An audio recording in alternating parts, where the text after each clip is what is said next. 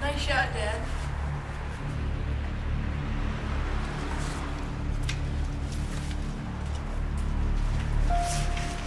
No luck with the jobs?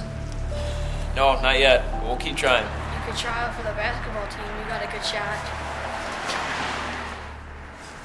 You got quite the imagination, little guy. Yeah, that's what Mom always told me.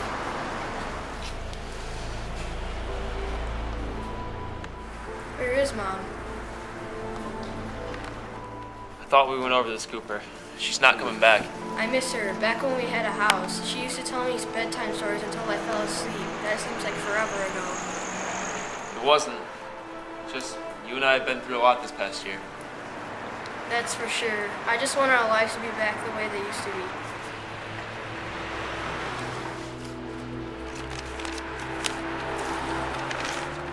Me too.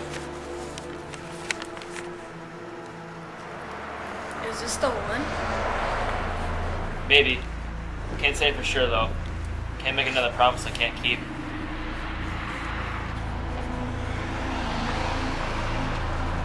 And if it isn't? Then we'll keep trying. Someone's just gotta give us an opportunity. It'll go a long way.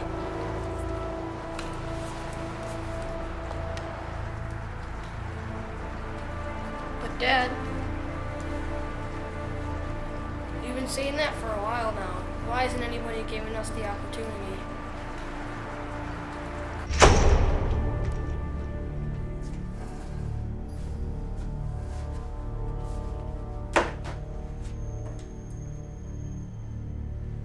You have the right to remain silent. You understand that, correct?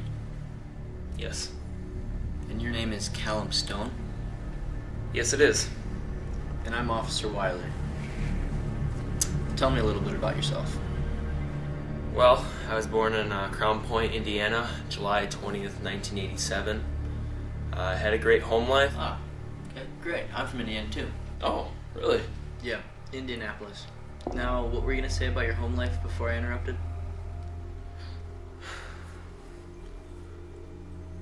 It's okay. We're just going to have a normal conversation here. Just you and me, that's all. Nobody else.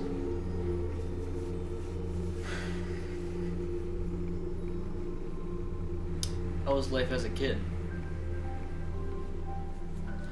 It was great. I couldn't have been happier.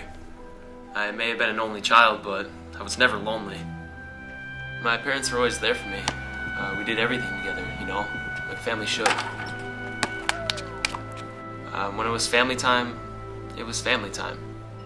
I remember my mother and I, we would always wait for my father to come home late at night from work. We'd catch up, tell each other stories.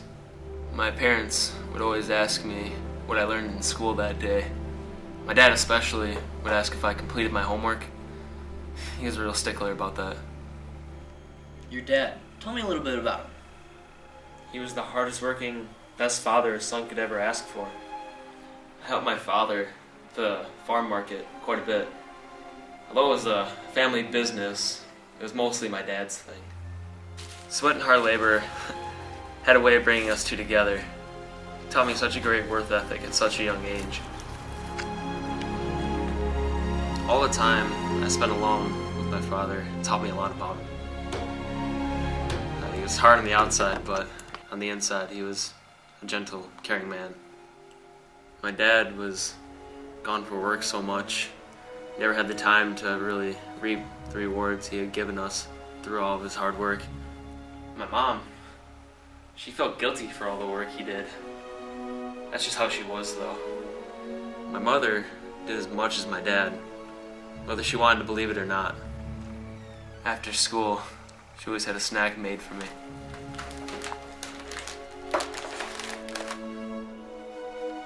After my schoolwork, my mother and I, we talked for hours on end while she did chores around the house. She always had time for me, no matter what. She comforted me in a way no one else could. What was the fondest memory you had with them as a child?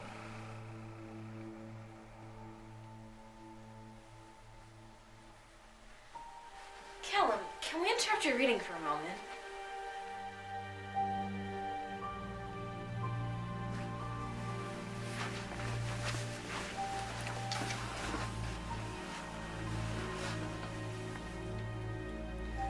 We've been thinking, your mother and I, we have something important to tell you.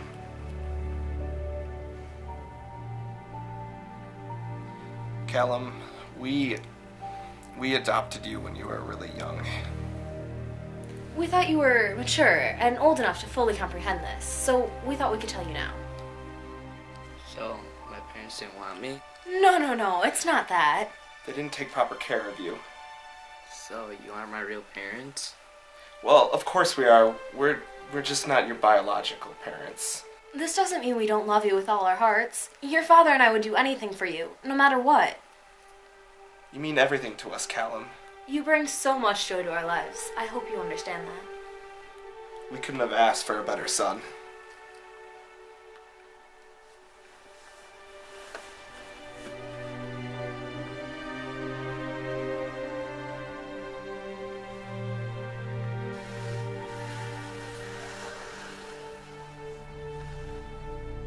To know my parents rescued me from a bad home life meant everything to me. They gave me a chance. Sometimes, that's all you need. Without them, I would have never amounted to anything. We're all products of our environment. I would have ended up no better than my biological parents. My mother and father still dwell on it.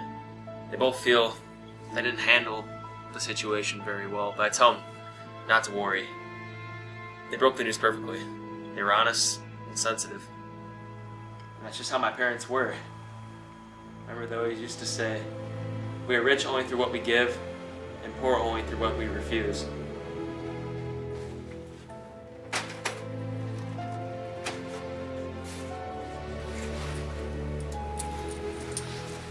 They always practiced what they preached, a trait in them I admired the most.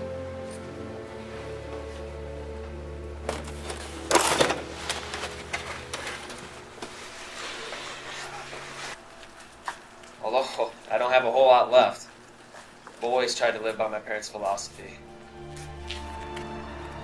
Because if there's anything I've learned over the past year, is that there's always someone out there that has it worse than you.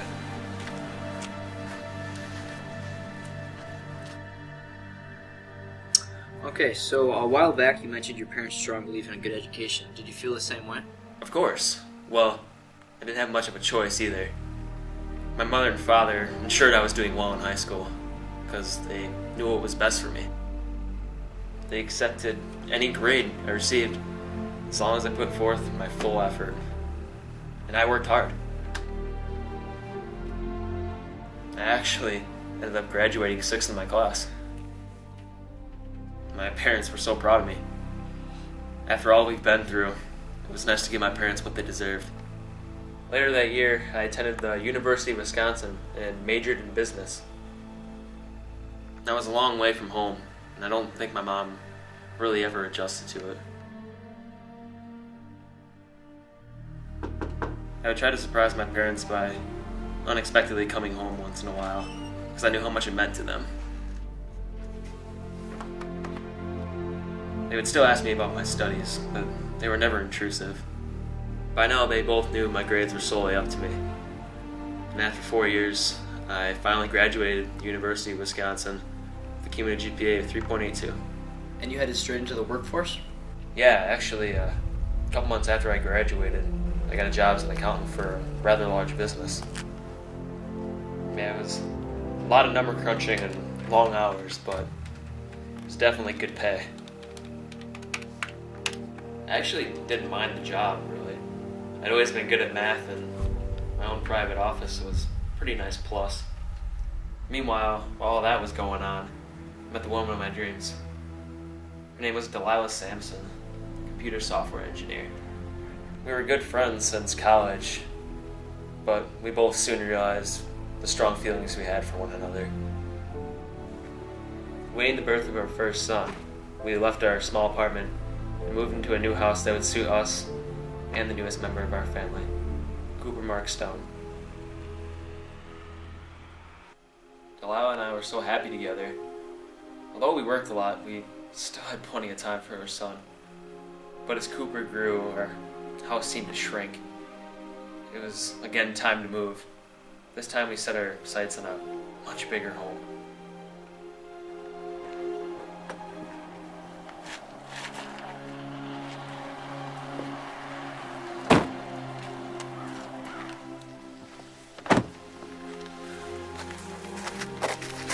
Here it is. We're not gonna move again, are we? No, we'll be here for a while now. I promise.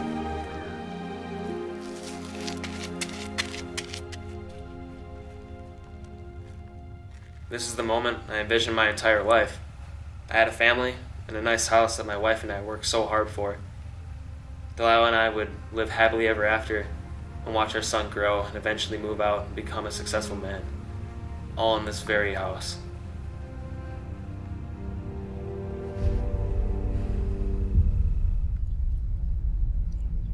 We didn't even have enough time to unpack our belongings. It's okay. It's okay. You can tell me. We didn't even have enough time to unpack our belongings before our lives were turned upside down forever. My dreams had faded just as quickly as they materialized. Hello, Mr. Vendridge. Mr. Stone, please have a seat. As you may know, our business is in bad shape. Our numbers have been declining across the board for the past 18 months. There's really no easy solution to this problem either. Looking at this work output, you really are our best accountant. You've contributed so much to this business, which makes this so much harder.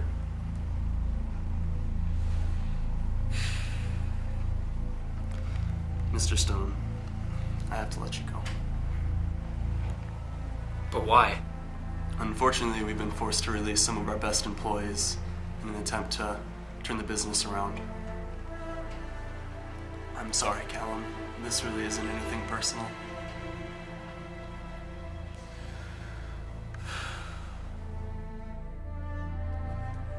But it's always personal.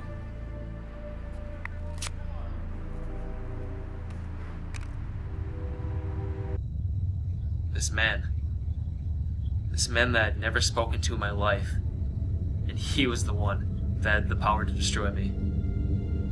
One man decides to take away my paycheck. My home, my family, my future, all in jeopardy. There's nothing I can do. He had his hand on the plug the entire time, just waiting to pull my lifeline away.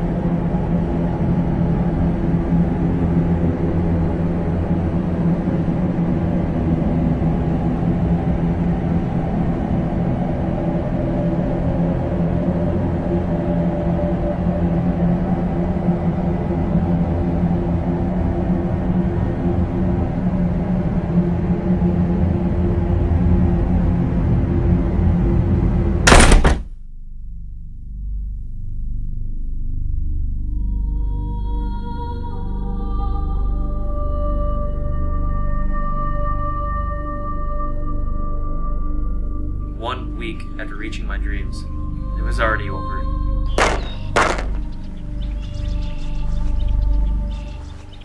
I don't don't get it. I had a loving family, great work ethic, college diploma. I did everything right. And for what? I still lost everything. Sometimes it just comes down to luck. Whether you have it or not determines so much.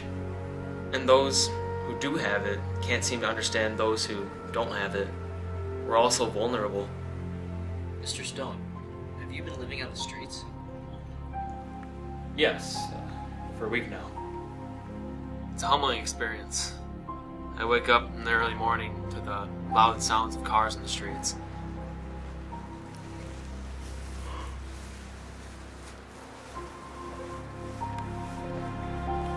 Relentless guilt eats away at me every second I'm awake. I want to give my son the education I received.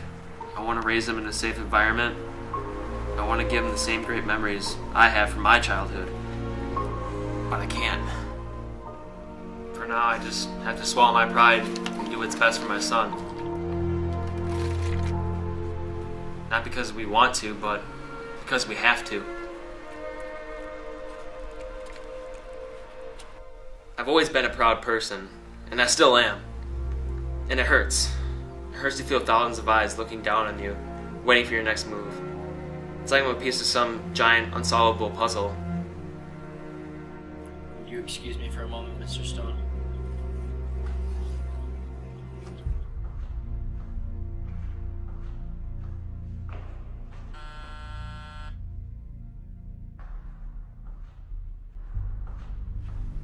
You're really working them. Great job. Playing them like a violin. Yeah, and I think it's about time to cut his strings. Well, that'll be easy. Just look at him. We'll let him sit in there for a little bit. Let him think about his actions. Not a doubt in my mind he did it. Yeah, I'll give him 2 minutes. 5 if you're really nice to him. We'll find out. It's showtime.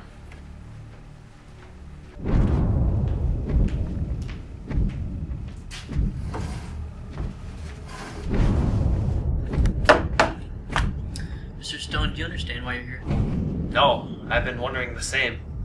Well, according to the police reports, a woman was attacked and robbed of her money. Do you know anything about this? Yes, I was there. And you were part of the crime. No, I was not. You have nothing to be afraid of. You can tell me anything, Callum. But I have nothing to tell you. That can't be true. You just told me you were there. I know you aren't telling the truth. I've told you everything I know. Callum, I can see it in your eyes. There's something that you want to get off your chest. No, there isn't. I know this isn't easy, but doing what's right often means doing what's difficult. Wouldn't your parents want you to tell the truth? Yes, they would. Your parents taught you honesty? Then prove it to me, Callum. Why did you attack that woman? Cal, we already have all of the DNA evidence and witnesses we need. You might as well confess. The court process will go a lot faster and it will make you look a lot better. Do yourself a favor. When was the last time you were able to do that? I'll ask you again. Callum, did you attack that woman? I have a child to look out for. I wouldn't. You love your son so much you are willing to commit a crime to support him. You have no choice. I didn't say that. Was this a brutal attack on a woman, or was it simply an act of desperation? I may have no money, and I may have no house, but I will never lose my morality. Do you think I'm stupid? You're lying to my face. Don't think you're fooling anybody. I've been doing this for quite a while now, and I can see it.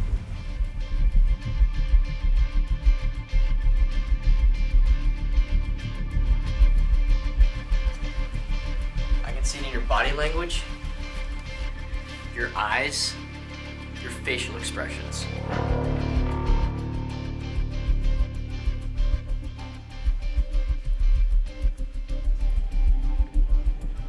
Your guilt may as well be written on your forehead, Mr. Stone. You better start talking, and preferably now, if you know what's good for you. You better believe me, pal. You're the one and only suspect in this case. We already got all the evidence we need, so fess up. I don't understand. Don't play stupid with me. I know almost everything about you. Remember? You told me. No, you don't. You'd have to feel what I feel. Experience the same disappointment that I felt. You don't know the first thing about me. Are you gonna pull the same garbage in court? Because when you're found guilty, you'll be facing perjury charges as well. You don't have much of a choice but to tell me. I always have a choice. You were broke and looking for money, so you seized the opportunity and jumped the woman.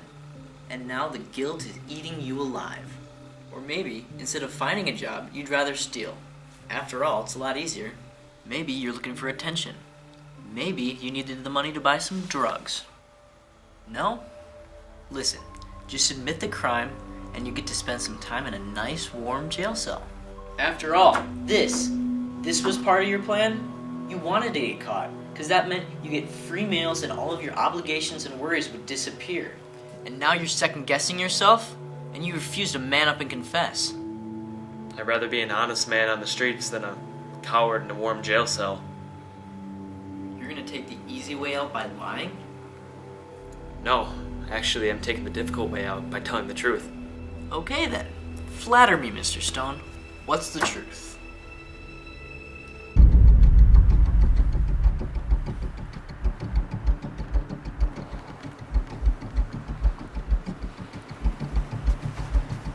Oh, hey there, miss. Hi.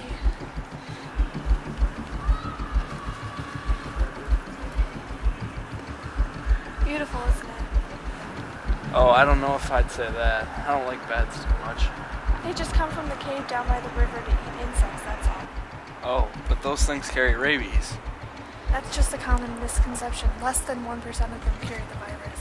Any other animal has a say on the chance of getting it. They're no harm to us. Oh, really? I guess you learn something new every day.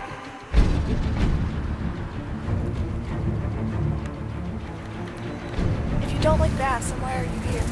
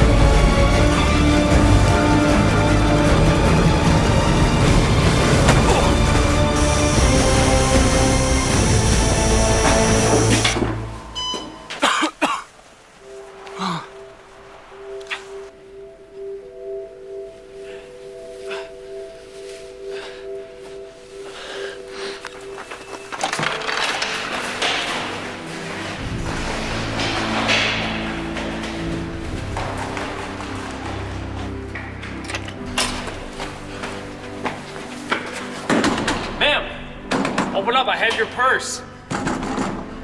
Ma'am, open up. I have your purse, open up.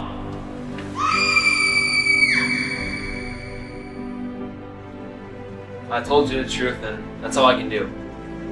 Sometimes that isn't good enough. Sometimes our fates rest in the hands of others. All I can do now is sit in my jail cell and await my verdict. I remain optimistic, but I'll prepare for the worst. Because I know poverty is like a punishment for a crime you didn't commit.